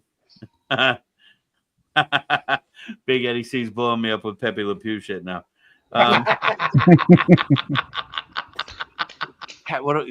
From Anthony. So, hats off to all you guys for just doing amazing things, not just in this competition, but every day with your student base. We got to see the handful that you brought to us, but in reality, some we're only bringing 2. We're new. Some people brought 4, 6, 8. We get to see you with those students and interact. But in reality, when we're coming out to the schools and hanging out with you guys, to watch you with, a classroom of 35 kids, knowing that you're doing 150 to 200 every day. Ed has about 5 to 550 kids every day. To know that that's what you have and that's what you're doing, and to see what you're doing, it makes me flash back and kind of get envious and kind of say, man, I want to go back and do that again. And then after about 3 to 5 minutes, I wake up and go, yeah, no, not really, not really. I'll stay where I'm at. I'm surprised it's that long. I was about to say a little PTSD. Is that the flashback you're getting? Like, are you just seeing like going a little bit of Apocalypse Now there? Like, what's going on? Ask Barty if I put up with any shit when I was. Oh fuck no! I know where you taught. Yeah, you definitely did. So Ronnie K, here's a little quick snapshot of a Cuban Frida burger. You've got a mojo aioli shredded lettuce. You've got 2 dirty patties on there. You've got candied bacon, Swiss cheese, house-made quickles, salsa roja, the more diced onions. The patty is a pork and beef blend with diced onions in there, along with Voodoo Red. And this is on a house-made everything bagel bun. Jay, if you're out there, this may or may not be what's going to kick your ass at Tampa Bay Wine and Food. Just saying. Strong words from a strong man. It sounds like it doesn't suck. Wait. It really doesn't suck. Fight me. So no, that's Ronnie K put Cuban Frida burger in there, and we've been tweaking and fixing the Cuban Frida burger for competition. So that's why we brought that up real quick. You guys, again, not to sit here and patronize, because you guys really do work hard every day, and I love when I get to talk to you guys while you're at work and hear the chaos in the background, and you'll be talking, and then Mitch will just go, y'all need to shut up. I'm on the phone. Roscoe, you all do your own version of, but a little different. One of our instructors may or may not have go, hey, watch this. And you just hear a plate crash. And then you hear it go, can y'all listen to me now? I was like, dude, you're an idiot. Listen, and no, I won't Patrick, tell you who it stop was. doing that. Here's somebody's comment about Voodoo Underground that I wanted to share with you guys and get your feedback on it. And Rhino, you kind of touched upon this. It says, the opportunities you provided allowed students to gain real-world experience, learn from industry professionals, and challenge themselves in a state-of-the-art kitchen, making this an unforgettable experience that I'm sure they will remember for years to come. My favorite element was the positive atmosphere you created, despite the fact that this was a competition. The way you took time to motivate each of them, build such a supportive culture for everyone in attendance. I know this event has been going on for several years, but it was my first experience. You guys got any comment on that? Because, for me, that was probably, I love that we do all the things we do, but when this person said that we create a positive experience and motivate every student, I mean, that kind of hits home, because it's not about win or lose. It's about what the takeaways are for each individual student and how can we maximize those. And as silly as that sounds, I think that's what we all strive for, and I'd love to hear y'all's take on that. I will say, like, one of the things that I thought was really cool, and we've done this a couple of years, going back to when Rhino and I actually worked together at that one school. And this year, the fact that you had like both competitors sit down and try each other's burgers and give like constructive criticism back to each other, like that was really cool. It was they were a little hesitant and awkward at first. I have no problem saying like Bart and I were the ones competing against each other. I don't think I'm giving away anything with that. Nope. And then so him and I just kind of like started going back and forth, like, hey, I thought this worked for your burger. I think this needed to be tweaked, or like, hey, like I'm missing this. and he would do the same for me, and it kind of opened up the students to kind of talk with each other, and that's how they grow, is like sitting there and kind of like cutting through the bullshit and the sugarcoating and be like, hey, like if you're going back, this needs to be fixed or else you're not going to make it to the next level. And I thought that was really, really cool. We cut back the number of on-screen judges this year, which freed up a burger or two in our build. And so when we were going through it, a member of my team said, hey, what if we did this? And I'm like, that is a fucking rock star idea. We do that all the time in the classroom, but we never really thought about that at the event.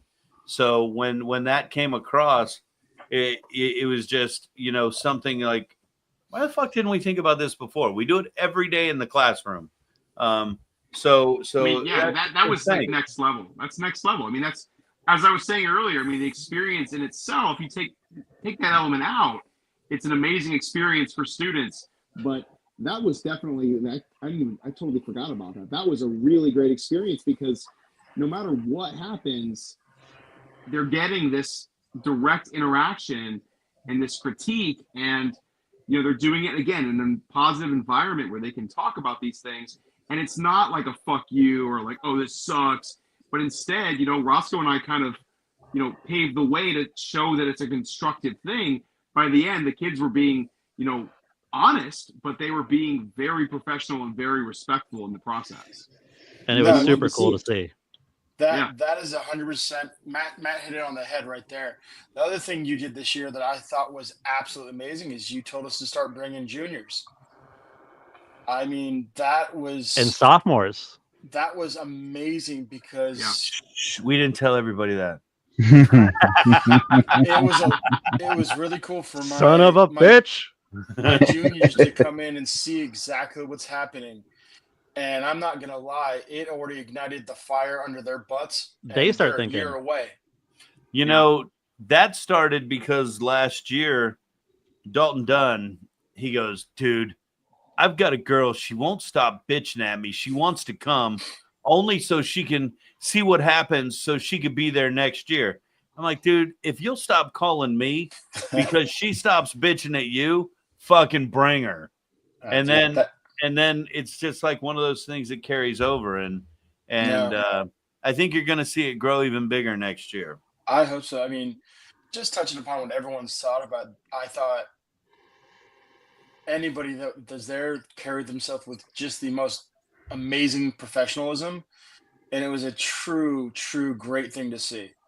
And they were still having fun. Like there was still that community aspect in the back, but when they were out front, when they were like out and show ready, like they were on it as if they were getting paid to be there. And I thought that was really cool to see from all the schools. Like nobody was sitting there messing around. Nobody was out back, like needed to be found and dragged back in for competition time. Like they were there to do the work. And I thought that was really, really cool across the board. The camera crew was hiding out back, avoiding camera. and yeah, the one group of people that was getting paid were the ones that were the most difficult to get up there. 2 right? hours behind. Oh my god, I was so fucking bitter. But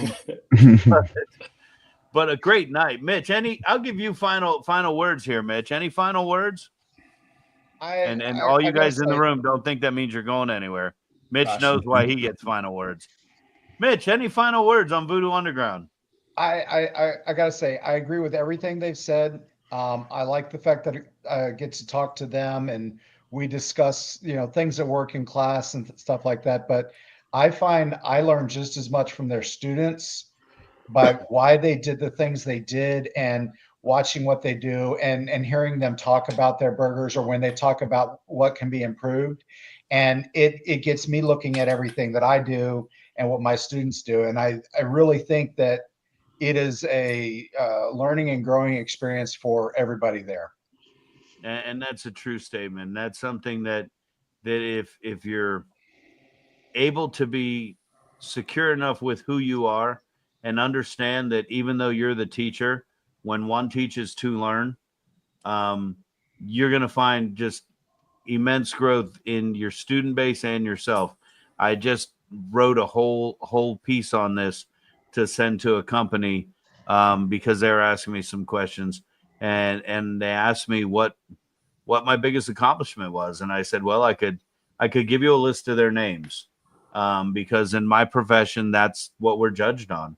And when we talk about all those students who are out there that we just, if we were lucky enough to have that much of an impact on, as much as little or as much as we gave them, if you did it the right way, they gave you equally as much, if not more, and helped make you grow. So, Mitch, I love that comment, and you hit the nail on the head. It's like we're singing the same mantra, but now we got to hear somebody else sing, because I'm going to kick all y'all's ass in trivia. 1, 2, 3, contemplate food against, let's seize the day.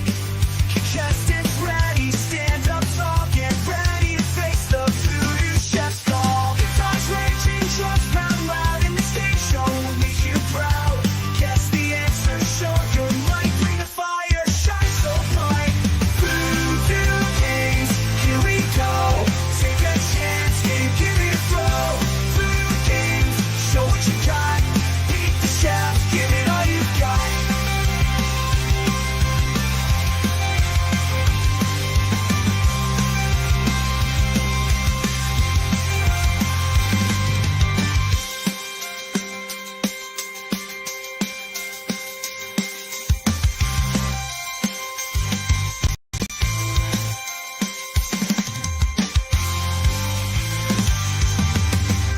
Voodoo games, here we go.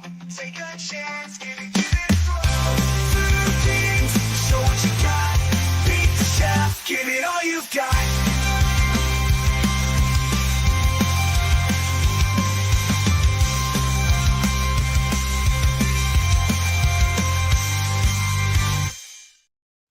That's right. It's time for Voodoo Games. As They all stuck around.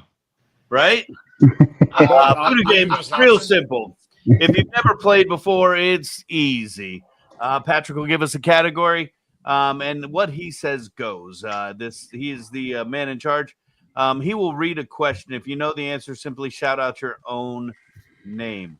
Patrick will call upon whomever he hears first, and that person will have the opportunity to answer a question. If you get it right, you get a point. If you get it wrong, no harm, no foul, but everyone else will get a chance to answer the question in the order that Patrick calls upon you. Please don't shout out the answer because it won't count. Shout out your name only. And if you have the most points at the end of the game, you could have the opportunity to have your name entered into a drawing where you could be selected the winner of a prize to be named at a later date. Shout So out with to the that- Lucas scroll, by the way. What's that? I said shout out to the Lucas scroll, by the way, the Star Wars scroll. That was Thank nice. Thank you, my friend. I thought you were going to point out the misspelled word, but okay, great. Pat, I'm not that big a dick. Ed is, and he either didn't see it or he's been polite for the past year. I think he tunes out during that part. He's getting a refill. No, because he always calls that out. He sends me pictures from across the county of teachers who have signs up on the walls that are misspelled. Oh, That's don't come into my classroom anymore, Ed. I meant I different. ain't having that. I'm not an English teacher. I don't grade on spelling. I meant different counties, not our county. All right, Matt, I turn it over to you because All right. we're on that countdown. We are. So just real quick here. So we do actually keep score month by month, week by week. So I will say, as Eric mentioned earlier, he did lose last week. So, I got 6 wins. Currently, Eric has 6 wins. Everybody else has a total of 1 since And I that started counting in one January. That one is Tyler. Exactly. I just figured I'll put everybody else because it was easier than just putting Tyler. Well, So when are we we start all, getting are we all more, teamed up together? You no, are not. everybody's an individual. Yep. Oh, that's bullshit. But Okay. we're all against Eric. We're all everybody else. Hey, such is So, A life, win for right? one is a So win should I- for everyone. Yeah. Such is life. All right. So for tonight here, just to prove that Eric does not know the questions. Questions are coming off these trivia cards that I may or may not have a box of behind me. Ultimate pub trivia. So we're just gonna pull some random questions out and see where we go. And he really does try to make me lose. He even puts hints on our Facebook page Once in a while. that I don't ever look at. Well, once in a while. You mean the page that you own and manage? Okay, all right. Plausible All right. deniability. Yeah, right. All right, here we go. Question number 1. What type of animal is a bottlenose? Voodoo. Mitch. Voodoo. Dolphin. Dolphin. That was on purpose. That's kind of fishy, man. No, they're All right. mammals. There we go. Okay, let me get a sharp. Holy cow. Right. No. Cows are on Porpoise. land. Surf and turf, buddy. What about sea cows? Those are manatees, right? Hey, leave me out of this. They taste just like American bald eagle. It's amazing.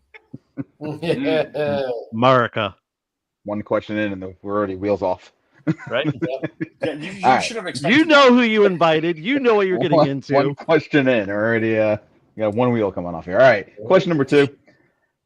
What animal was sent to space on June 14th? Rhino. Voodoo, Mitch, Rhino. Dog. Not correct. Mitch. Monkey. Monkey. No. Chimpanzee. Chimpanzee. So the answer on this is a rhesus monkey. The answer on the back of the little card. Answers are on the back. I'm just reading what the card says. Wait. I don't make it up.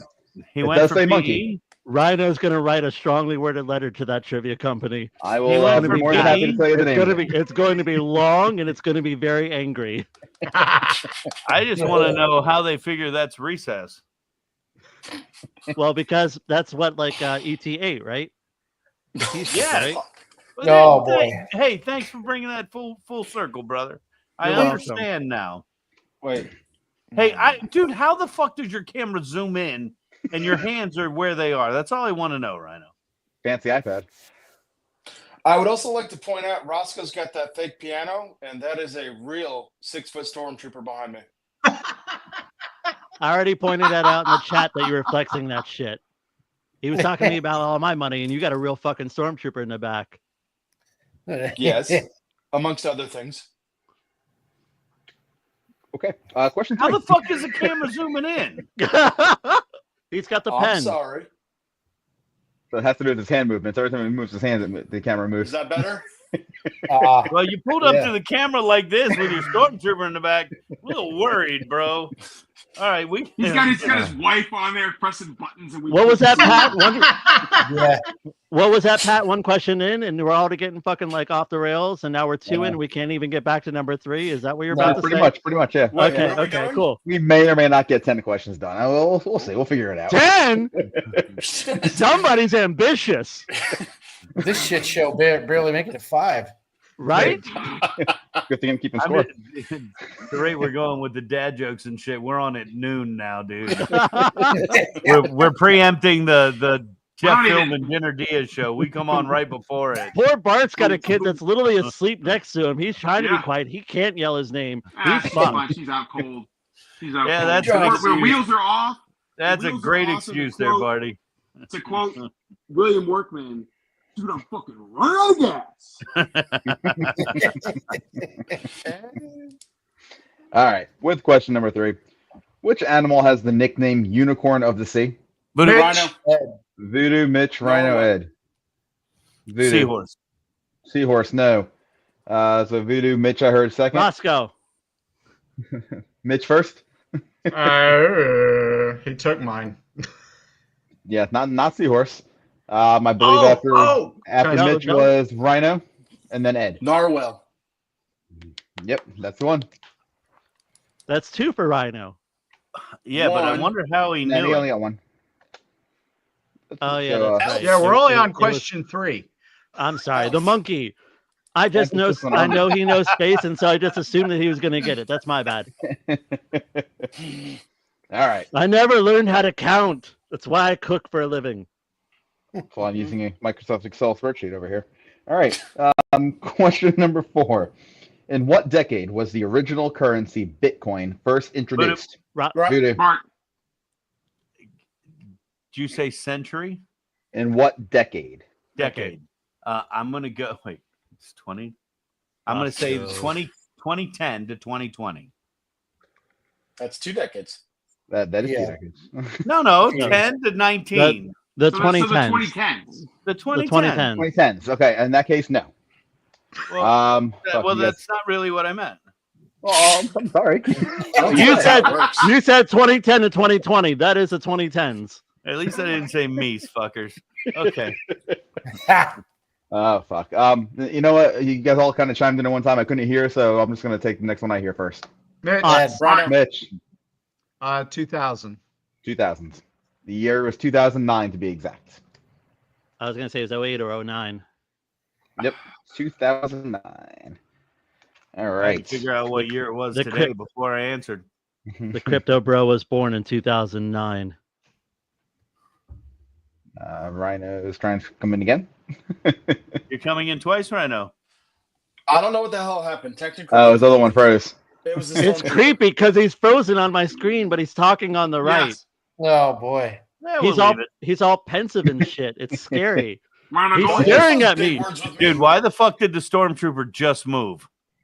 He's staring at me Uh-oh. That was real. menacingly. It's gonna be like that one horror movie, fucking Fear.com or something. Oh, it's gone. Okay. All right, Oh. there we go. What I missed? Question number 5. Not So you much, missed dude. you missed question 4, but that's all good. All right, question 5. You got it right though. Okay, as long as it counts. What TV show about survivors that crash landed on an island ran Mitch. Rhino Let's go. Lost. lost? Point for Never Rhino. seen Why it. am I My wait wife for the whole loved it. fucking question? You never do. I don't know what's stopping you What's now. the What score? changed? I'm When not did gonna that lie. I was gonna say Survivor, so I was fucked either way. So Dude, I was quick gonna say score update Gilligan's here. Island. Survivor's on an island. Come on, Survivor. Oh, Two never on the mind. nose. All right, quick score update. Going into question 6, I got 2 points Rhino, 2 points Mitch, 1 point Voodoo. You guys suck. All right, keeping it close here. Keeping it close. All right. Saying there's a chance. Question number 6. What TV show gave Steve Carell his big Rhino. break? Yeah. Rhino. No, it's not. Ah, shit. I'm done. Never mind. Roscoe. Oh, fuck. I'll give Roscoe. I know somebody Really? called him first. I couldn't tell who it was. I'm not gonna lie. I think Matt was first. I'll let him go. Matt, do you have a guess? The Office. All right, The Office. Man. God, that's what I Wait, thought it was. who? I was thinking movie. The Office. Yeah, when you guys all said talk at the same TV time, show. it's hard to hear. I know. All right. Not I get gonna confused bitch, sometimes. but we might have to check that tape. No, I'm sure we have. I'm sure something would change. It's just when you guys are all talking, it's a little mumbled in my headphones here. Can anybody tell me what movie he got his break in? Bruce Almighty. 40-year-old virgin. Bruce Almighty. Oh yeah, was that first? Yeah, Yeah. because Jim Carrey was in it and he was the news reporter. Right, And then right. No, I know he the was in sequel that was it was God, Jim you tapped Carrey, into Jennifer nerdism. Aniston, Jim Carrey, Steve Carell, and a chick from Jag that I can never remember her name, but she was hot as fuck. Catherine Bell. That's Yep. the one. No. Yes. Yes. Bravo. She was like the other anchor, right? Yeah. Yeah. All right, let's go on a question 7 over here. We're just gonna keep And plugging through. Morgan Freeman was God, but we're gonna skip over that too. Talk about this all night. All right, question 7. What year did the original Dream Team play in the Barcelona Olympics? Rhino. 89. Nope. Mitch. 92. 92. Holy shit, Mitch. Good job, Mitch. Hey, I was only like 2. Nice. I watched it. Don't cause the issue with facts there, Rhino. And then Hey, Mitch, 4 was years the later they screen, like, bombed. this big and in black and white back then?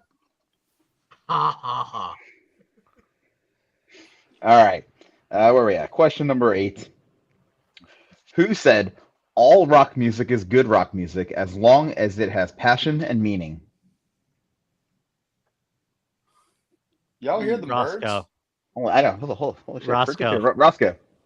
AC/DC. Not correct. All right, shot in the dark. Fuck it, why not? Yeah. Bart. Prince? Nope. Eddie C, you don't have a guess on this? No, I was hoping for the old Alice Cooper quote: "Rock and roll ain't got no soul, only a dick and a wallet." Shit. Voodoo. Voodoo. Elvis Presley. Hey, he's loading. No. I say he's waiting for the page to load. Rhino. Rhino. Zappa. Nope. Mitch, you got a guess? Definitely. Prince. No. All right, so correct We answer. already did that. Our Correct Guthrie. answer was Kurt Cobain. Oh. Are you fucking serious? Wait. I'm reading the fucking card. Kurt Well, you Cobain said here. rock Oh no, and I roll. believe you. Yeah. You said So- rock and roll. You didn't say fucking loser ass flannel music. Oh, no. He didn't. He didn't what say. was He didn't. all He rock was. music is He good was saying rock rock and roll had it. He Name didn't say name a rock. bigger rock artist right now than Dave Grohl. Name a bigger rock artist right now than Dave Grohl. We didn't say Dave Grohl. We said Kurt Cobain. Okay, but he And was in Nirvana. Nirvana. Did not play rock and roll. They played 90s fucking. I want to Grunge. be something weirdo. Trying so sorry- hard sorry, not to Bart. make some awful jokes. Wait. Bart plays ska, so it doesn't even matter. Foot. Hey, Dude, what's the score here? Because I'm getting mad. That's why he's got so many kids, because he's horny. So, we are going into question 9. Fuck. I have 3 points, Mitch. 2 points, Rhino. 1 point, Bart. 1 point, Voodoo. Oh. So, All right. Game's over. Yeah, I mean, technically, we can do 2 more questions. Let's see where.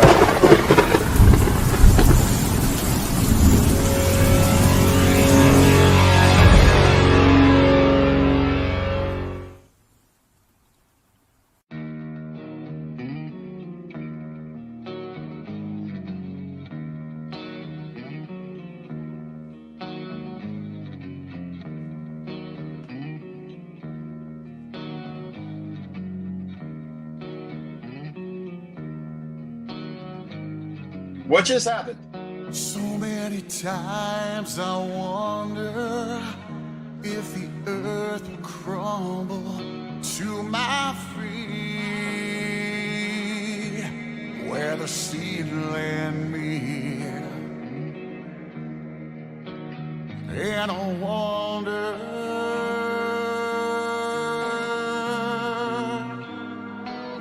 if this might be our last decade, time when we all fade.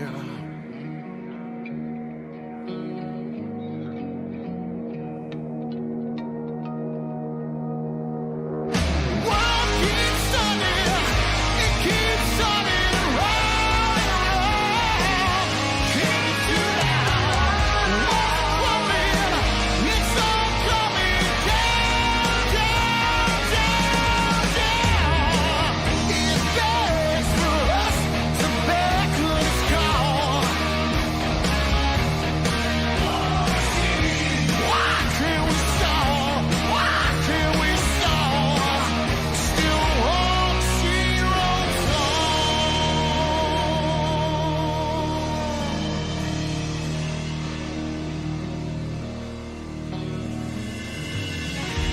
So now I sit and wonder, are our leaders on the right path? How will we face the aftermath? And I wonder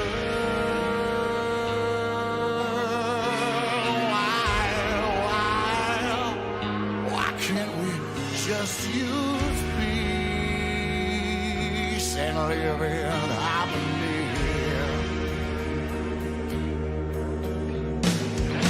World keeps turning, it keeps turning round and round. Can't do that. What's coming? It's all coming down, down, down, down. It's best for us to back when it's gone. Why can't we stall? Why can't we stall? Still want to see rolls on.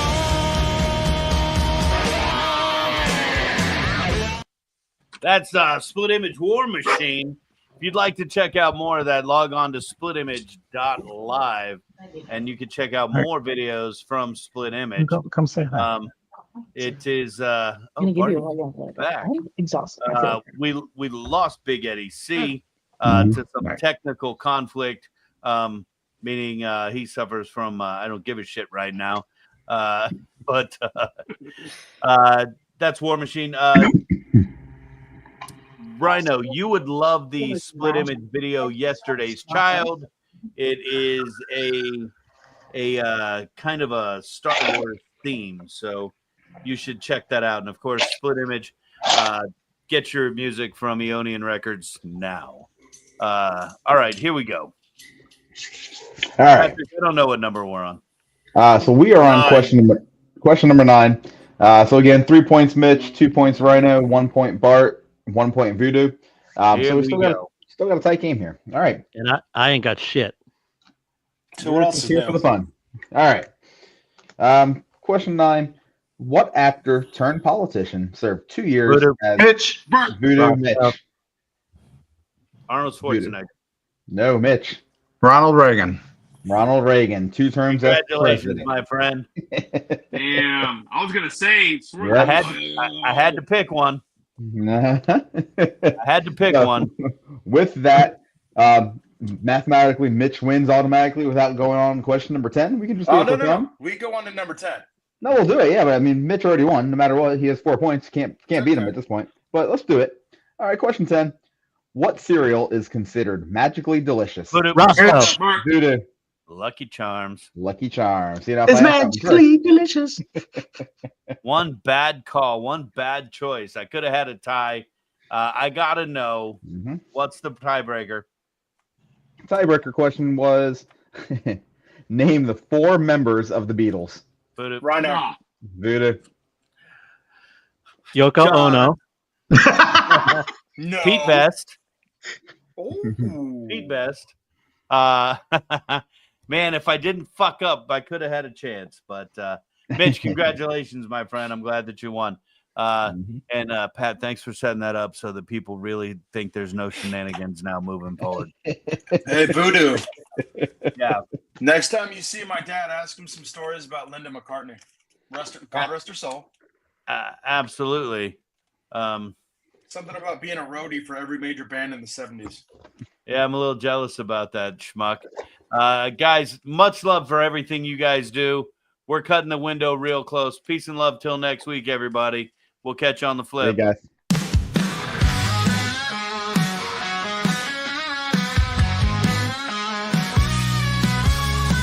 Voodoo chef with his magic knife cuts through the air like a ghost in the night.